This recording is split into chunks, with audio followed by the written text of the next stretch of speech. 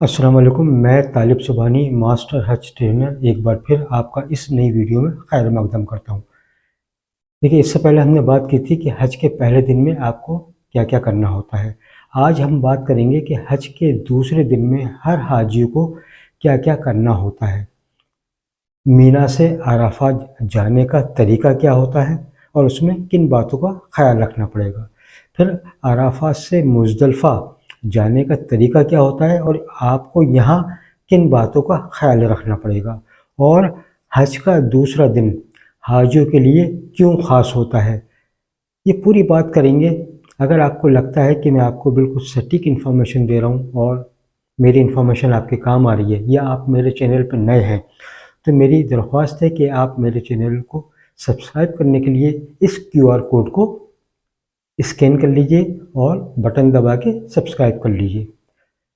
Video شروع کرنے سے پہلے ایک امپورٹنٹ انفارمیشن ہے، وہ میں آپ کو بتا دوں۔ جیسے کہ میں نے 2 مہینے پہلے ہی اپنی ایک ویڈیو میں بتایا تھا کہ اس بار ہندوستان کے حاجی جو ہے وہ عزیزیہ میں نہیں رہیں گے، ان کو جگہ جگہ ڈیوائڈ کیا جائے گا۔ جو بیسٹ بلڈنگ ہوں گی وہ ہائر کی جائیں گی، کیونکہ عزیزیہ میں کچھ بلڈنگ بہت خراب تھیں، بہت کمپلین آتی تھی، اس لیے اب 5 جگہ حاجیوں کو رکھا جائے گا: عزیزیہ، جنوبیہ، عزیزیہ مغرب، اور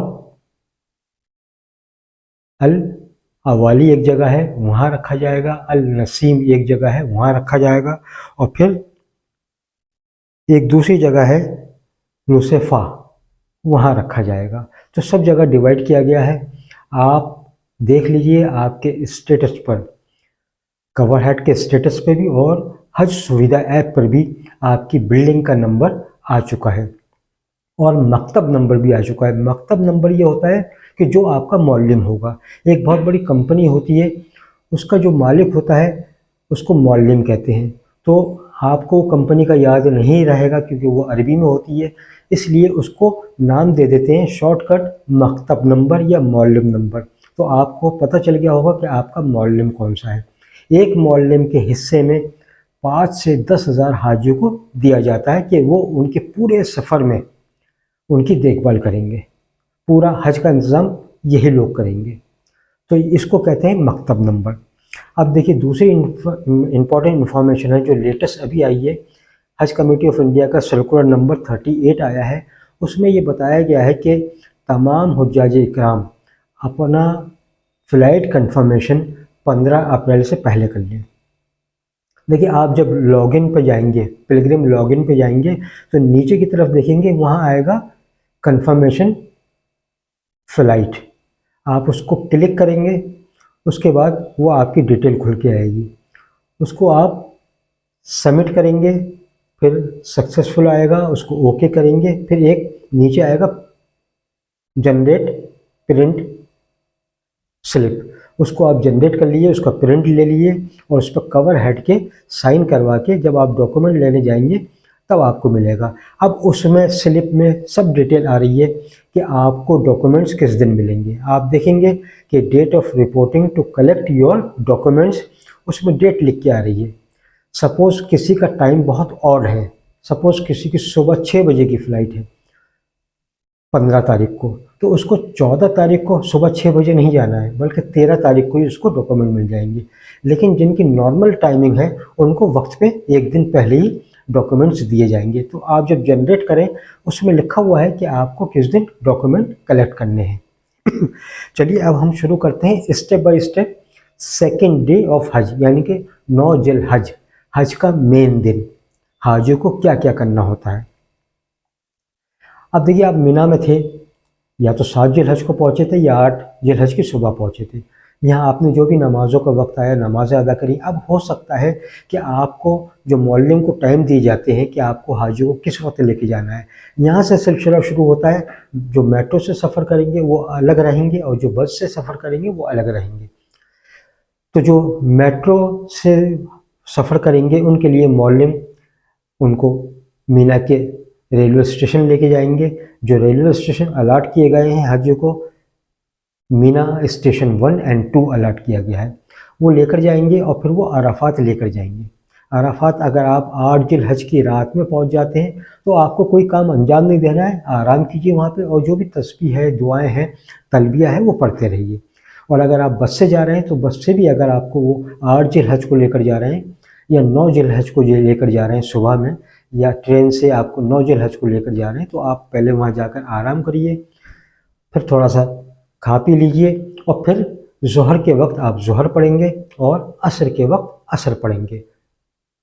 اور اگر آپ مسجد نمرہ جانے کا ارادہ رکھتے ہیں تو دیکھیں وہاں مسافر ہوتے ہیں امام صاحب، وہ ظہر کے وقت 2 رکعت قصر پڑھائیں گے ظہر کی، اور پھر سلام پھیرنے کے بعد 2 رکعت قصر پڑھائیں گے عصر کی، یعنی ظہر کے وقت دونوں نمازیں پڑھا دیں گے۔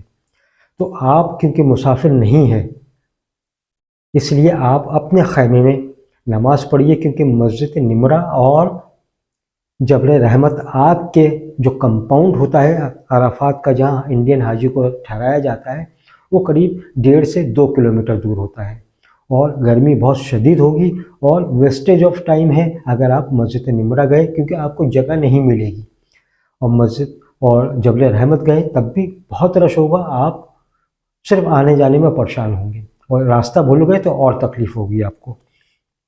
اس لیے اپنے خیمے میں رہتے وقت میں نمازیں پڑھیں، اور وقوف عرفہ عصر کی نماز سے لے کر اور غروب آفتاب تک کا یہ وقت جو ہے، یہ آپ کی زندگی کا سب سے قیمتی وقت ہے۔ یہی وقت ہے اس میں اگر حاضری نہیں ہوئی تو آپ کا حج نہیں ہوگا۔ اس میں اللہ کے رسول صلی اللہ علیہ وسلم نے جو دعائیں مانگی تھی وہ سب دعائیں قبول ہو گئی تھیں علاوہ ایک کے۔ تو آپ یہاں دعا کیجئے، اجتماعی دعا کیجئے، اس میں خیر و برکت ہوتی ہے اور قبولیت کے چانسز زیادہ ہوتے ہیں۔ اس لیے دعاؤں میں مشغول رہیے گا، تلبیہ میں، دعاؤں میں، تسبیح میں مشغول رہیے گا۔ گروپ میں جائیے گا، ایک دوسرے کا ساتھ مت چھوڑیے گا۔ پورے سفر میں آپ کو 5 دن جو ہے وہ گروپ میں رہنا ہے۔ اگر آپ نے ہاتھ چھوڑ دیا تو پھر آپ بچھڑ جائیں گے، اور پھر عبادت میں خلل پڑے گی، اور ایک دوسرے سے ملنے میں 3-4 گھنٹے کا وقت آپ کا خراب ہوگا۔ عرفات میں بھی جینٹس کے خیمے الگ ہوں گے، لیڈیز کے الگ ہوں گے۔ یہاں بھی وہی احتیاط کرنی ہے کہ نہ مرد حضرات لیڈیز کے خیمے میں جائیں گے، نہ لیڈیز مرد کے خیمے میں جائیں گی۔ جو کھانا ملے آپ کو ملے گا، وہ آپ کھائیے گا، کم کھائیے گا اور کم سوئیے گا۔ صبر سے کام لینا ہے، اچھے اخلاق، دوسروں کی مدد آپ کو کرنی ہے، اور آج حج کا دن ہے، یہی حج کا مین دن ہے۔ آپ کو اپنی مغفرت کروانی ہے اور اپنے اللہ کو راضی کرنا ہے۔ کیسے کرنا ہے یہ آپ خود جانتے ہیں، کیونکہ آپ اپنی زندگی گزار کے گئے ہیں، آپ کو معلوم ہے آپ نے پچھلی زندگی میں کیا کیا کرا ہے، اس لیے اسی حساب سے آپ کو اپنے اللہ کو راضی کرنا ہے۔ لیکن یہ سنہرا موقع ہے، ہو سکتا ہے زندگی میں یہ دن پھر نصیب نہ ہو۔ اللہ کو راضی کر کے لوٹنا ہے، اور اس سے وعدہ کر کے آنا ہے کہ اب جانے کے بعد ہم اپنی زندگی میں تبدیلی لائیں گے، اسی وقت کامیابی ہے۔ اس کے بعد آپ وقوف عرفہ میں مصروف رہیے گا۔ اب دیکھیے جب مغرب کا وقت ہو جائے گا اور اندھیرا طاری ہونے لگے تو اب یہ بہت امپورٹنٹ پوائنٹ ہے، یہاں اگر آپ کھو گئے تو آپ پھر مینا میں جا کے ملیں گے، مزدلفہ میں نہیں مل پائیں گے۔ اور یہ جو پوائنٹ ہوتا ہے موومنٹ کا، یہ سب سے زیادہ خطرناک ہوتا ہے۔ یہاں سفوکیشن ہو جاتا ہے، آکسیجن کی کمی ہو جاتی ہے، لوگ بے ہوش ہو کے گرنے لگتے ہیں۔ اس لیے جب آپ چلیں تو سڑک کے سائیڈ میں، کونے میں چلیں، بیچ میں نہ آئیں۔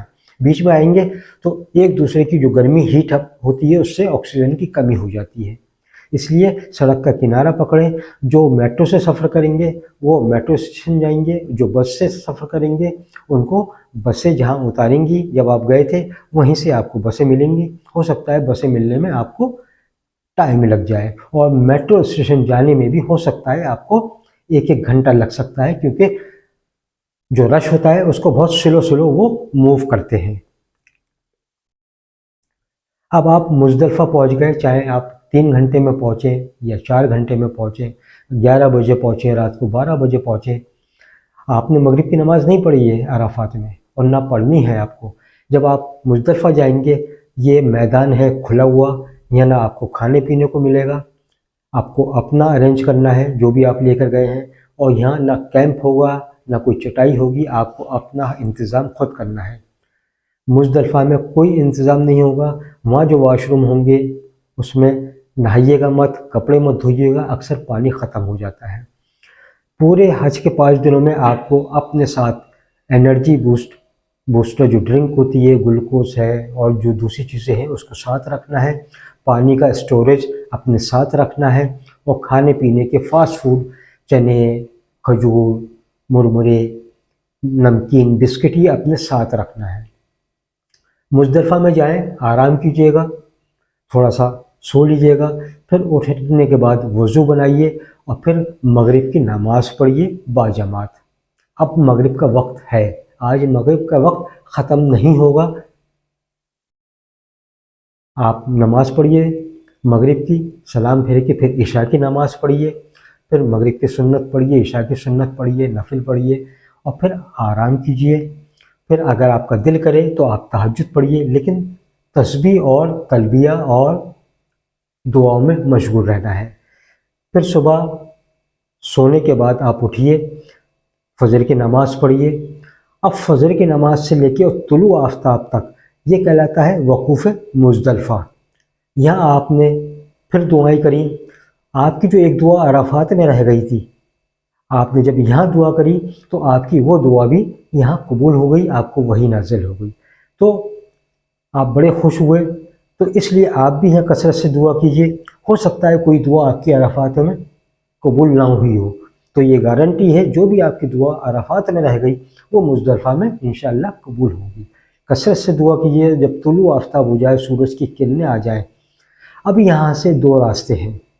جو میٹرو سے سفر کر رہے ہیں، اگر وہ میٹرو سے جانا چاہتے ہیں تو دیکھیے، میٹرو آپ کو مینا لے کر نہیں جائے گی، اب وہ سیدھے جمرات پر لے کر جائے گی، جس کو کہتے ہیں مینا اسٹیشن نمبر 3۔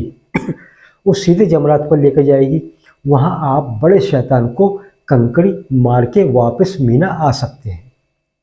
یہ ہوا جو میٹرو سے سفر کریں گے۔ اب یہاں بسز نہیں ملیں گی آپ کو، کیونکہ جہاں مزدلفہ اینڈ ہیئر کا بورڈ لگا ہوگا وہیں مینا اسٹارٹ کا بورڈ لگا ہوگا، تو مینا اور مزدلفہ میدان ملے ہوئے ہیں، لیکن مزدلفہ میں بھی آپ 1-1.5 کلومیٹر اندر ہیں اور مینا میں بھی آپ کا کیمپ 1-1.5 کلومیٹر اندر ہوگا، تو آپ کو 4-5 کلومیٹر یہ مینا کے کیمپ میں جانا ہے اپنے، وہاں آرام کیجیے اور پھر وہاں سے آپ جو سہولت ہو اس وقت بڑے شیطان کو جا کے کنکڑی مار سکتے ہیں۔ اب آپ نے کنکڑی مار لی، 2 راستے ہو گئے تھے، ایک میٹرو سے جانا ہے اور ایک پیدل جانا ہے۔ تو دیکھیے، یہ دوسرا دن ختم ہو گیا، یہ اب تیسرے دن کی بات ہے کہ جو میٹرو سے جائیں گے وہ کیسے جائیں گے، لیکن میں نے اشارہ کر دیا، جو بسز ملیں گے نہیں، جو پیدل جائیں گے ان کا کیا راستہ ہوگا، لیکن اس کے بارے میں ہم حج کے تیسرے دن حاجی کو کیا کرنا ہوتا ہے اس میں بات کریں گے۔ تو یہ تھا حج کا دوسرا دن، اور دیکھیے آج اب جب دوسرا دن ختم ہو گیا، یہ اب تیسرا دن شروع ہو گیا، حج کا تیسرا دن شروع ہو گیا، یعنی 10 ذی الحج۔ اس کے بارے میں ہم نیکسٹ ویڈیو میں بات کریں گے۔ تو یہ امپورٹنٹ ویڈیو تھا، ایک تو حج کے دوسرے دن کے بارے میں بتایا، دوسرے آن لائن بکنگ آپ اپنی فلائٹ کی 15 اپریل سے پہلے کر لیجئے، پلگرم لاگ ان پر جا کے یا حج سویدھا ایپ پر جا کر، یہ ضروری ہے، اور اس کی جو سلپ جنریٹ ہوگی اس کا پرنٹ آؤٹ نکال لیجئے۔ پھر اب بلڈنگ کے ڈیٹیل آنے لگی ہے، مکہ کی، مدینہ کی، مینا کی، مکتب نمبر کون ہے، یہ آپ دیکھ لیجئے، اور میں نے بتا دیا تھا کہ 5 جگہ ٹھہرایا جائے گا، اور وہی ہوا، اس بار 5 جگہ ٹھہرایا جائے گا۔ اس کا مطلب یہ ہے کہ میں جو بھی انفارمیشن دیتا ہوں وہ آپ کو صحیح ہوتی ہے، اس لیے میری درخواست ہے کہ میرے چینل کو سبسکرائب کیجئے، لائک کیجئے، شیئر کیجئے، اور انشاءاللہ موقع لگا تو آپ سے مکہ مدینہ میں ملنے کی کوشش کریں گے۔ اگر آپ کو ویڈیو اچھا لگا ہے تو لائک ضرور کیجیے گا اور کمنٹ ضرور کیجیے گا، جو بھی آپ کے سوال ہیں لکھتے رہیے، میں جواب دیتا رہوں گا۔ جو بھی حاجی اس بار حج کو جا رہے ہیں، اللہ ان کے پورے سفر کو آسان کر دے اور قبول فرما لے، اور جو محروم ہیں اللہ ان کو بھی جلد سے جلد دیدار نصیب فرمائے، آمین ثم آمین۔ کم سے کم آپ آمین تو لکھ سکتے ہیں، اور اگر وقت ملے، اگر آپ لگتا ہے کہ میں صحیح انفارمیشن دے رہا ہوں تو مجھے اور میری فیملی کو بھی آپ دعاؤں میں یاد رکھیے گا، میری فیملی کے لیے دعا کیجیے، میرے بچوں کے لیے دعا کیجیے گا، اللہ ان کا نصیب اچھا کرے، ان کو نمازی اور قرآن کی تلاوت کرنے والا بنا دے۔ ابھی تک کے لیے اتنا ہی. اللہ آپ کا نگہبان.